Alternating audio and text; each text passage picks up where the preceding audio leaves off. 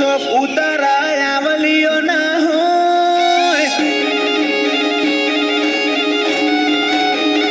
પાઘડીઓથી શોભતો ચોક ઉતારાય આવલીઓ ના હોય અમારા વડવા વઈ જ્યાં શાખ વગત વજન વાળી જ હોય વાયકા વે વઈ હુની હેડી આવશે નહીં પૂછવી પડે છો